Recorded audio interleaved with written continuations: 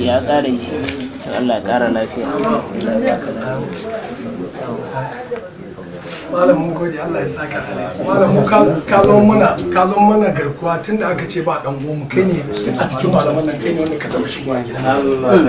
Wallahi shi yasa ne kokarin ka shigo. Duk a cikin malaman nan tsakanina da Allah ba wanda ya zo ya ce a gaida mahaifin mu gashi. Sai kai ne ka zo mana garkuwa. Allah ya saka ma da Allah ya tsare ka, Allah ya tsare ka, Allah ya tsara bayan ka. بسم الله الرحمن الرحيم إن الحمد لله نحمده ونستعينه ونستغفره ونعوذ بالله من شرور أنفسنا ومن سيئات أعمالنا من يهده الله فلا مضل له ومن يضلل فلا هادي له وأشهد أن لا إله إلا الله وحده لا شريك له وأشهد أن محمدا عبده ورسوله يا أيها الذين آمنوا اتقوا الله حق تقاته ولا تموتن إلا وأنتم مسلمون يا أيها الناس اتقوا ربكم الذي خلقكم من نفس واحدة وخلق منها زوجها وبث منهما رجالا كثيرا ونساء واتقوا الله الذي تساءلون به والأرحام إن الله كان عليكم رقيبا يا أيها الذين آمنوا اتقوا الله وقولوا قولا سديدا يصلح لكم أعمالكم ويغفر لكم ذنوبكم ومن يطع الله ورسوله فقد فاز فوزا عظيما أما بعد فإن أصدق الحديث كتاب الله وأحسن الهدي هدي محمد وشر الأمور محدثاتها فإن كل محدثة بدعة وكل بدعة ضلالة وكل ضلالة في النار.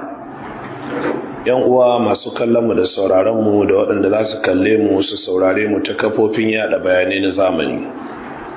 Kuna kallonmu da sauraronmu ne daga babban ɗakin taro na makarantarmu mai suna Darul Hadisi Salafiya da ke nan Zaria a Najeriya. Yanzu da muke magana safiyar ranar Asabar ce da ta daidai da 1 ga watan Rabi'in Thani, hijira na da shekara 1435. Daidai da 1 ga watan Fabrairu shekara ta 2014. Wannan shine kased na ɗaya daga cikin ainihin wato karatuttuka na littafin Tariqus Salihin ila Rabbil Alamin na Sheikh Wahid Abdussalam Bali, Allah madaukakin sarki ya saka mishi da alheri. Wahid Abdussalam Bali ba bako bane ga kunnuwan mu, musamman mu ɗaliban makarantar Darul Hadith Salafiya, musamman yanzu kusan shekaru 10 da suka wuce mun karanta littafin As-Sarimul Battar fi Tasaddi lis-Saharatil Ashrar a wannan makaranta, kuma muka ce insha Allah ta'ala za mu zo mu sake karanta littafin domin mu ƙara mishi sharhi fiye da nada insha Allah. Wahid Abdussalam Bali yana nan da ran shi, malami ne, ahli sunna ne, salafi ne, kamar yadda zaka zo ka ji ya rubuta da hannun shi. A yanzu haka yana nan ya koma garinsu da zama, Kafr Sheikh da ke cikin ainihin Sa'id Misra.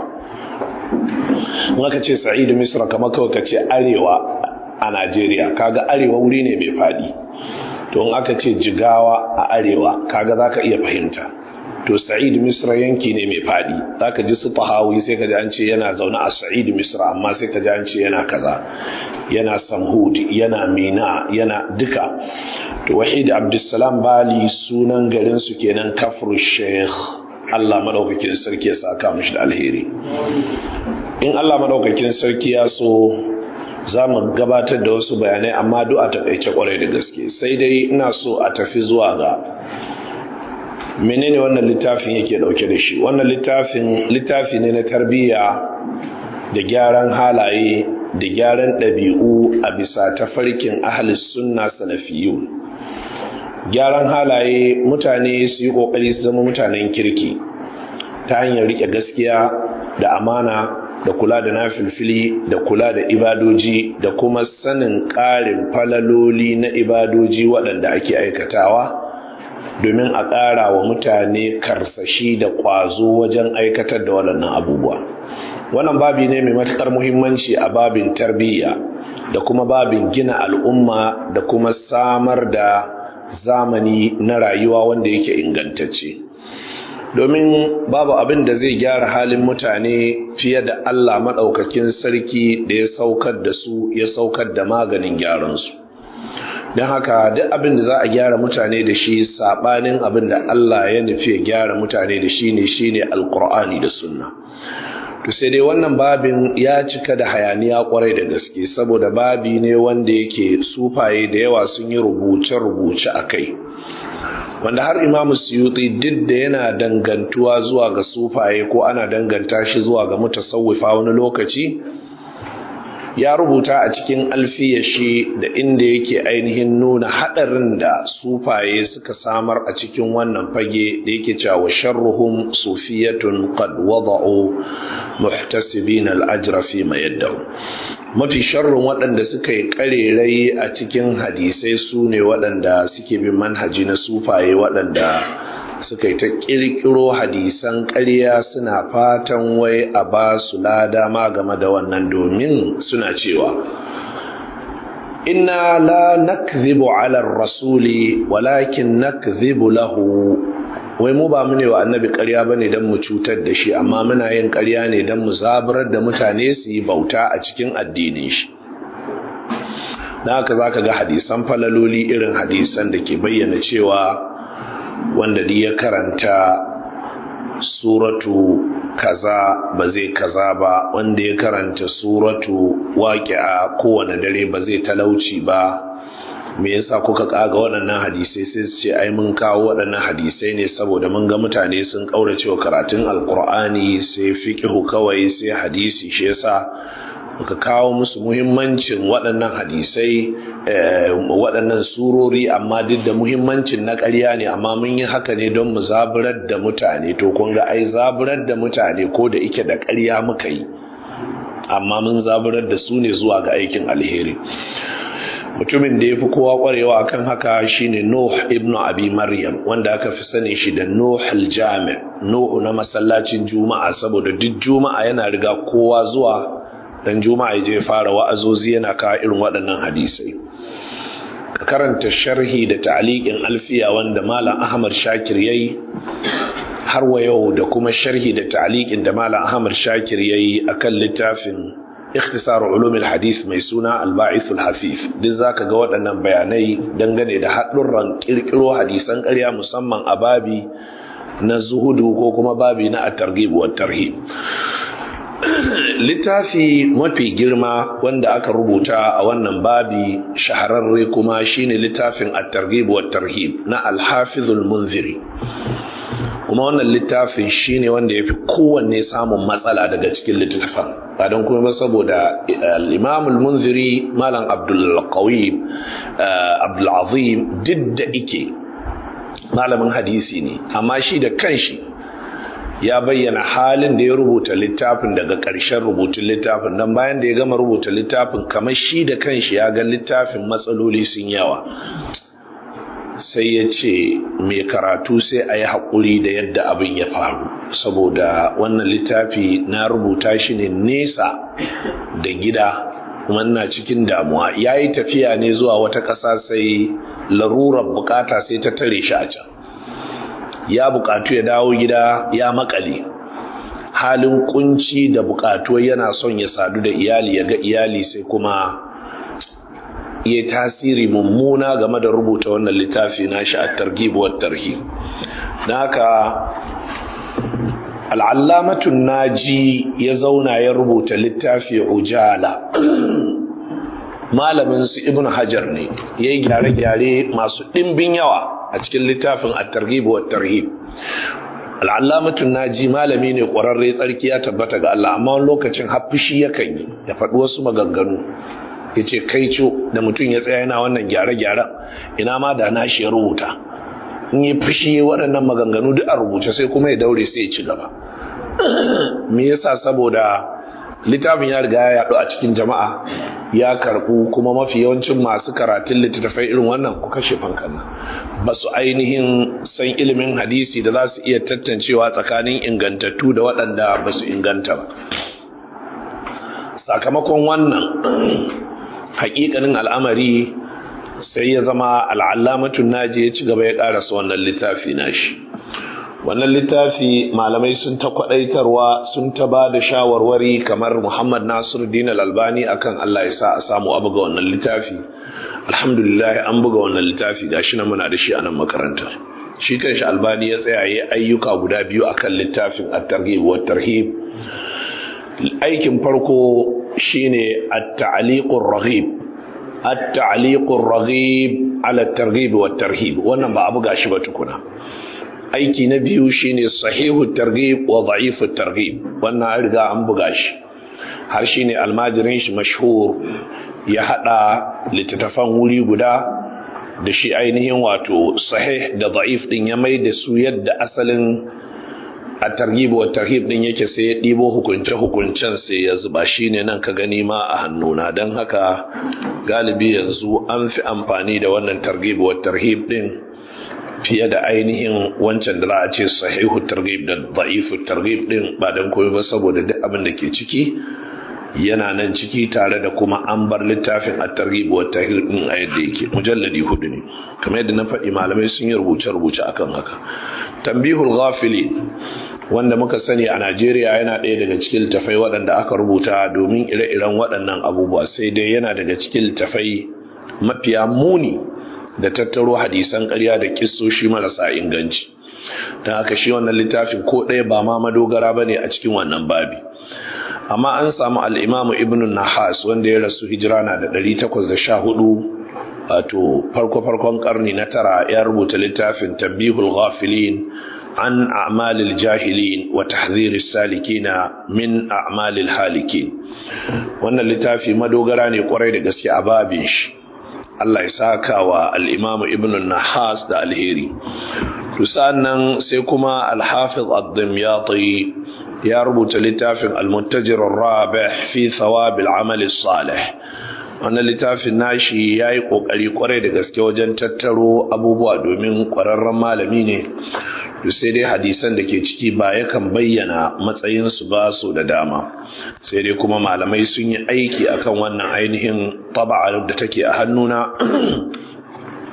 An samu wani mai suna Ayman ibn Arif ad-Dimashqi yayi takhrijin ainihin hadisan da gwargwado, amma a tattakaice na bayyana matsayin ire-iren hadisan da ke ciki.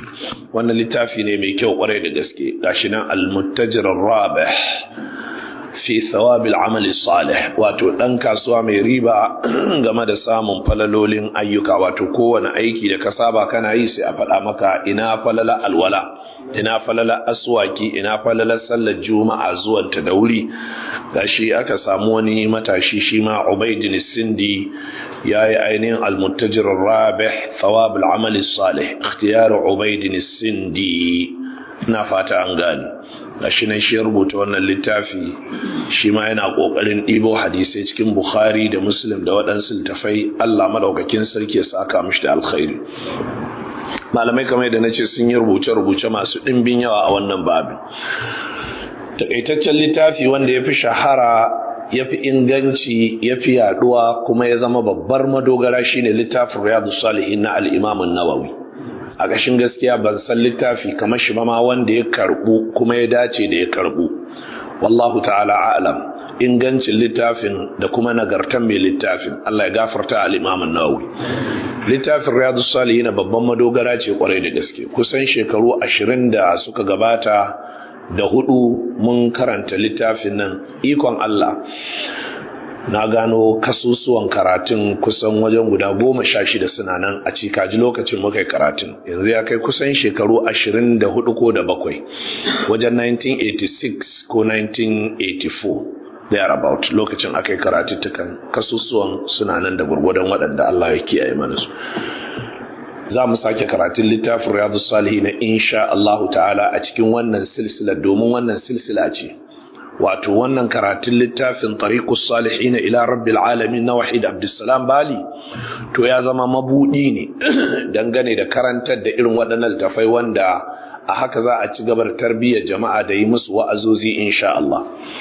Mu ahlus sunna masu bin manhajin salafiya, kamar yadda kullun nake bayyana, daga cikin manufofin mu shine kokarin dawowa zuwa ga alqur'ani da sunna annabi ingantacciya a bisa fassara ta malaman farko da kuma tace abubuwan da suka makalkale wa jama'a na shirka da bid'o'i da hadisai masu rauni da hadisan ƙarya waɗanda su suka jawo musulmi ci baya da gidadanci da rashin wayewar kai, da kuma ƙoƙarin tarbiyyar musulmi akan addininsu na gaskiya, da kuma nuna musu cewa addinin musulunci addini ne mai kima mai daraja, kuma ba aibi ba ne ko kaɗan ka danganci zuwa ga addinin musulunci, kuma ka yi izza cewa kai musulmi ne, domin daraja ce Allah maɗaukakin sarki ya tsamo ka cikin ɗaruruka ko miliyoyi ya sanya ka cikin addinin musulunci ba dan ka gada ba sai dan ya soka da rahama, domin wasu sun gada sun bari, wasu sun gada sun yi mishi rikon sakai na kashi, kai kuma Allah madaukakin sarki ya sa ka gada din ne ko ka karba ne kai da kanka, amma Allah ya taimake ka rike shi. Sa'annan da bayani akan wayewa da musulmi kai game da al'amuran da suke samun kansu a ko'ina a rayuwa da makamantansu.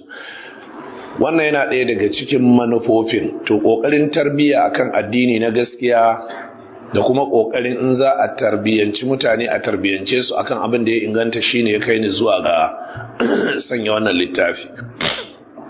Wannan littafi bai wuce ainihin shekara 2 da fara bugawa ba, isowar shi nan ƙasa kuwa a iyakar sani na bai daɗe da fara isowa ba, kamar wannan shekarar ne ma Allah maɗaukakin sarki ya sa wannan littafi ko shekarar bare fara iso mana nan ƙasar.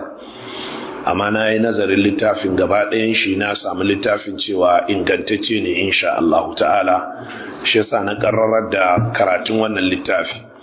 Na haka ina fatan 'yan uwa matasa a tsaya a koyi karatun wannan littafi yadda zai zame mana nan gaba ana karatun shi a majalis na ilimi da karatun suro da sauransu, ya zama ya maye gurbin littafin Tanbihul Ghafilin da littafin Tanqihul Qawli da kuma littafin Durratun Nasihin da sauran littattafai waɗanda ake karanta a ƙasan nan domin a ji falala kawai a girgiza kai, ba ma lallai sai an yarda da ita ko an yi aiki da ita ba, amma dai muna ganin cewa mummunan kuskure ne.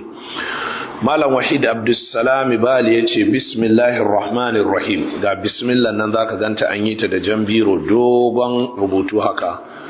Bismillahir rahmanir rahim. Muqaddimatun, shimfiɗa ko share fage ko gabatarwa. Kalmar muqaddimatun kana iya karantawa da muqaddimatun, kana iya karantawa da muqaddamatun, ko ya zama sifa ta fa'iliya ko ta maf'uliya. Muqaddima wato mai gabatuwa, ita ce shimfiɗa, share fage.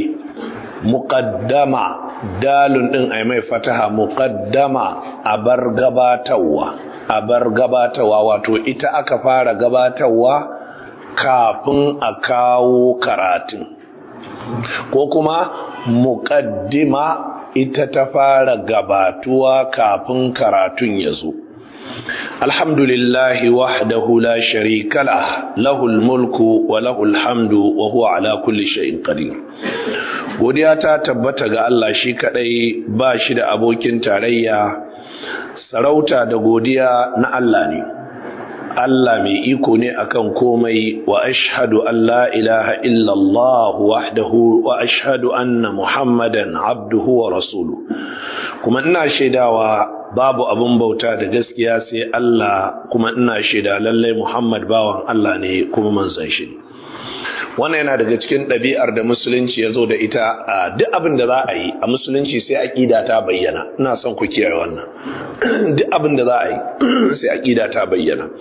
Wannan yana daga tambihi mai muhimmanci wanda ya kamata in jawo hankalinmu.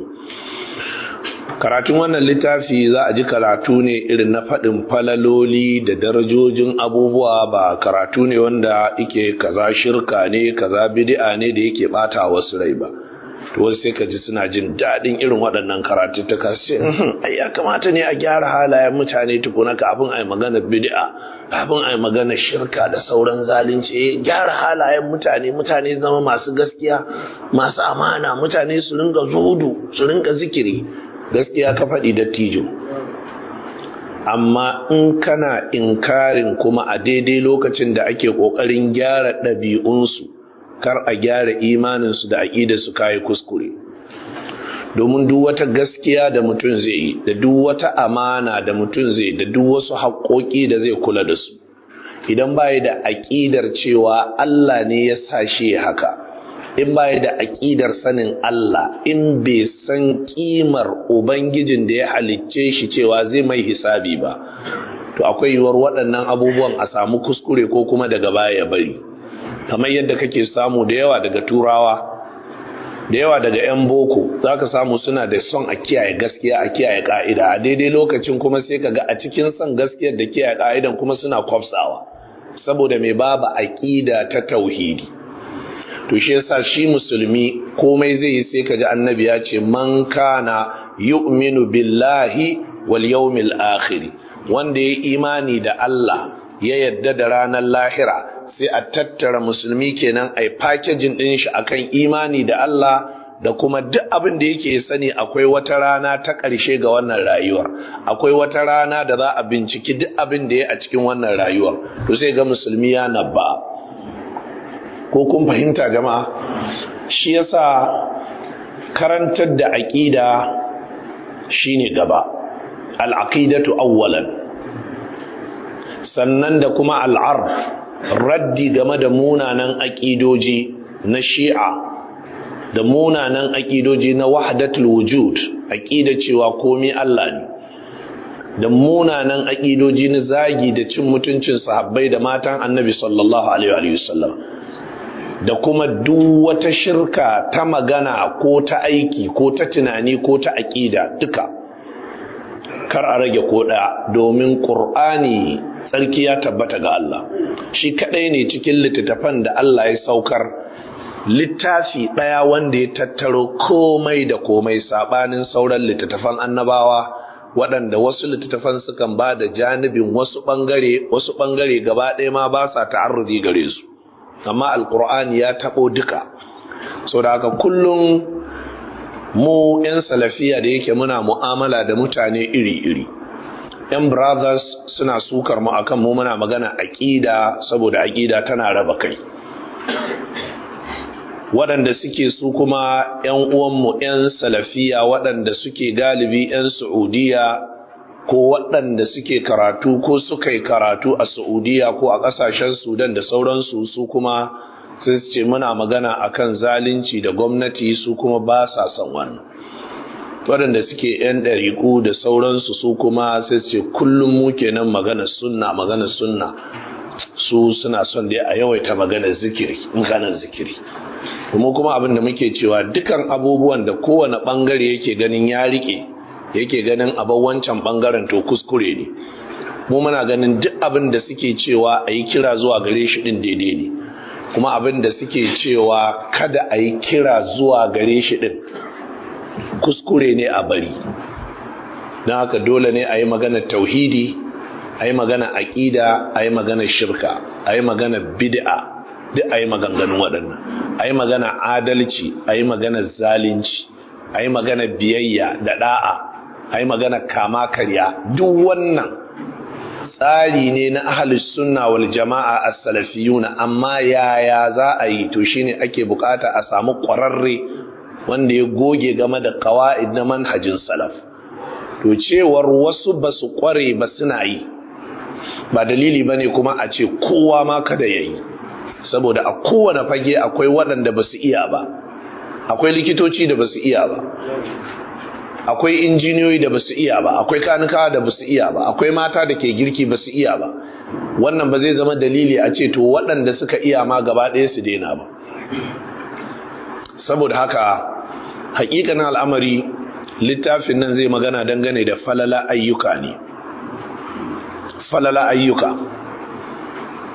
amma kuma kaga sai da ya fara da magana aqida, shine ashhadu an la ilaha illallah wa ashhadu anna muhammadar rasulullah, ya cike wannan share fage da shi. Sannan ya fara alhamdulillahi wahdahu la sharika la, ina godewa Allah shi kadai, ba shi da abokin tarayya a cikin godiyar da nake mishi.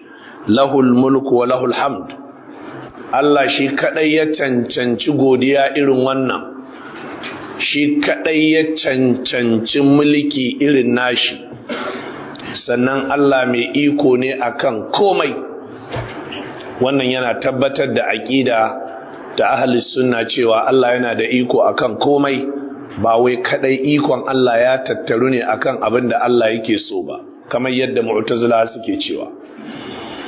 Dan haka ba a raba hatta karatun arabiya, ba a raba shi da abin da ya shafi aqida. Shi yasa kaga hatta arabiya kullum muke gargadi masu karatun littattafan arabiya sai su yi taka tsantsan, don da yawa daga cikin waɗanda suka yi rubuce-rubuce game da arabiya sun ɓace daga hanya daidai, musamman irin su Zamakhshari. Sai ka yi taka tsantsan, in ba haka ba cikin littafin shi Al-Kashaf, littafi ne wanda yake ya yi ibda'il lugha kwarai da gaske, amma bidi'o'i sun yi wa littafin yawa ta hanyar ƙoƙarin takaririn arabiya ɗin kuma.